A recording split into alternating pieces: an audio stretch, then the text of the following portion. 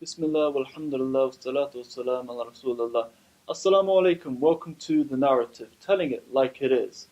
Today we have with us a very special guest. He's worked in the dawah scene and in welfare projects for many, many years.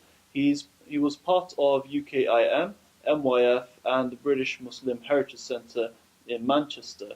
He's currently the founder of the UKEFF and under it a sub-project which is the Meet Your Muslim Neighbour, which is a dawah initiative. So welcome to the show, Brother Naseem. Assalamu alaikum wa Alaikum. Thank you for having me. No problems, barakallah fi. Thank you for coming on to the show. So we're going to be talking about mosques. What are they currently, the situation they're in currently, and where do we want to see them in the future, inshallah. So let's talk about the main role of the mosque, which is a place of worship. Now, we understand that these are more than just a place of worship. So what are they meant to be? Could you elaborate on that, please?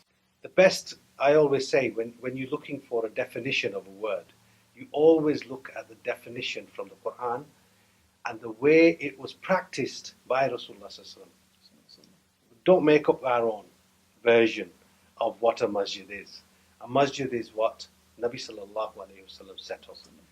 And that's what, in short, what a masjid should be.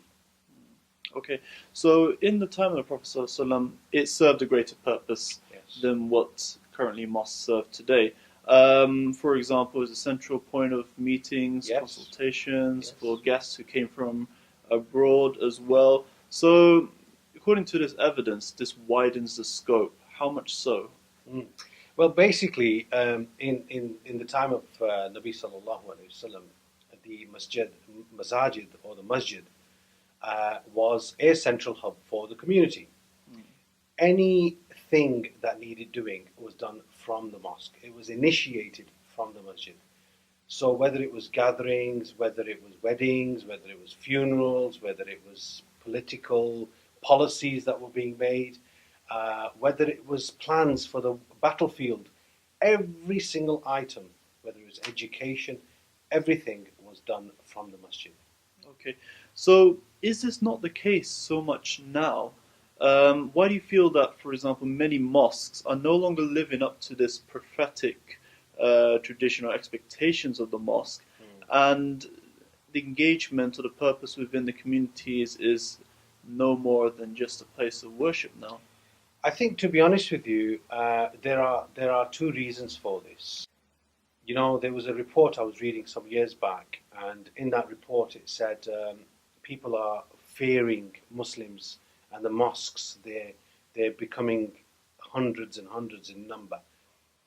But when you look at the reasoning behind why the mosques are becoming hundreds and hundreds in number, it's not because the Muslim population is expanding as much as the real reason is that the committee members are falling out with one another.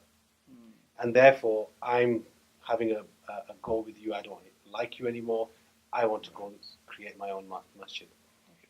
This is the real reason as to why masjids are being created, or lots of them are being created.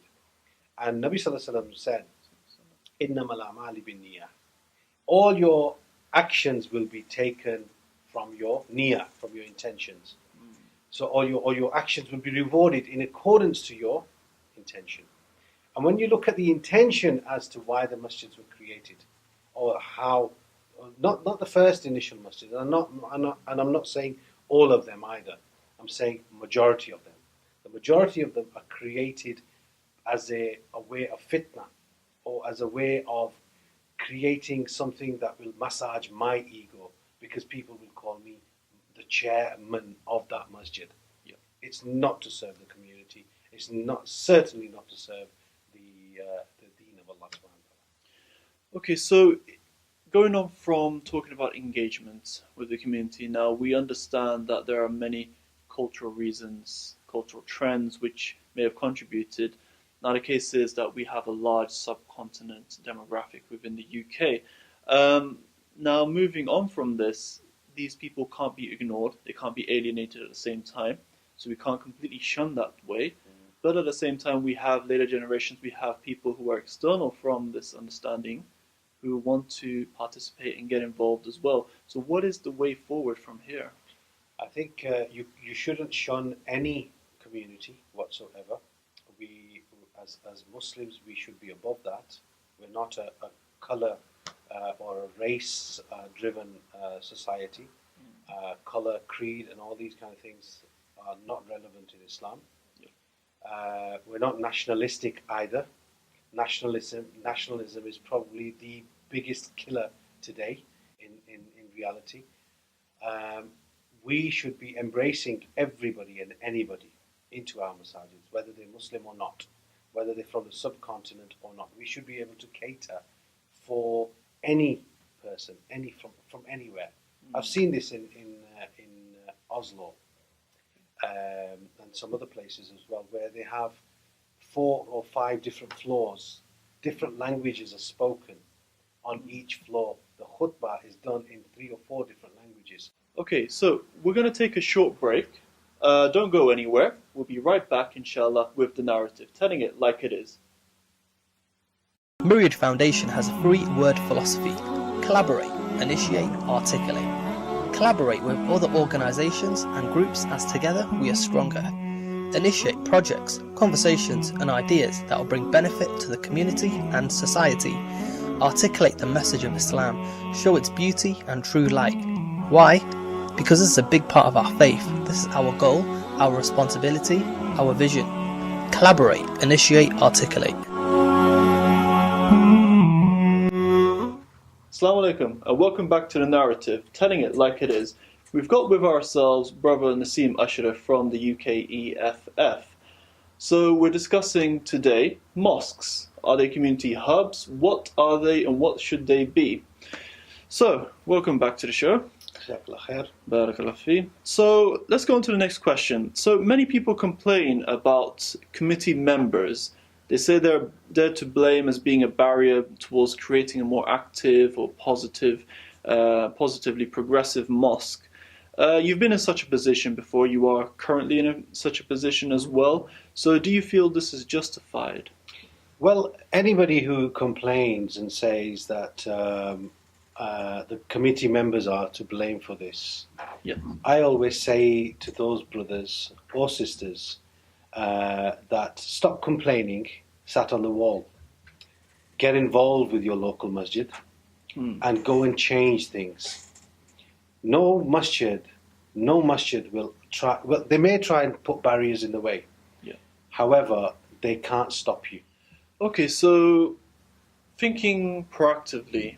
I mean, our Muslim communities unfortunately think reactively too much. So what can we start doing to push these mosques, or as you're saying, the normal public needs to start doing to push these mosques to fill the full potential as hubs for the communities? I think with the congregation, with the people, until the people, I'll give you an example of a masjid in Oldham. Sure. For years and years and years, this masjid, they say 1 o'clock for Jummah, right, but Jummah was always done at 1:25. Okay. Right? All the time. It's always done at 1:25, or 1:15 or 1:20. Never at 1 o'clock. Until one brother in the congregation refused. He put his hand up during the khutbah and he says, Maulana Sahib, do you have some sort of time period that you fix? You put on the time period you put on the timetable 1 o'clock, it's now 1:20 and Jummah still hasn't started. We have work to go to. We have places to go back to, commitments to fulfill. This is the accountability I'm talking about. We stay quiet, we stay stump. Those people, they need to inject their energies into the masjid committees. And even if they don't get involved with the masjid committee, but do something within the committee and start holding people to account. The committee members are servants of the people. They're not rulers of the people. True. They're servants of the community. If those people are servants, then you people, i.e. the normal layperson in the public, needs to hold us accountable. If they don't hold us accountable, even myself, I'll become lazy. Nobody's asking me. Why should it matter whether I get off my sofa or not? I see your point. I see your Yeah, point. this is where I am, to be honest with you. And we keep trying to shun the blame or move the blame onto the committee members. To be honest with you, we put them there. Very true. Any parting words before we conclude? Yes, why not, inshallah. I'd like to leave people with the thought that everybody knows where we've gone wrong. But when you look at the results, where we are today, Yeah. at the time of Nabi Sallallahu Alaihi Wasallam, when he moved to Medina, 10 years, and then 40 years after he passed away, from Spain to China had become Muslim. And throughout the Arabian Peninsula, poverty had been completely eradicated. Right? True. In 50 years. It's not a long time. Where it took 3 months to travel by camel from one area to another. Yeah? So 3 months, 4 months, 2 months was a normal travel time.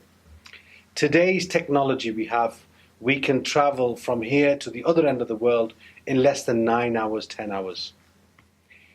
We have been in this country for over 100 years. Over 100 years. Okay, the mass migration didn't start until 1950 or something like that. Yeah. Okay?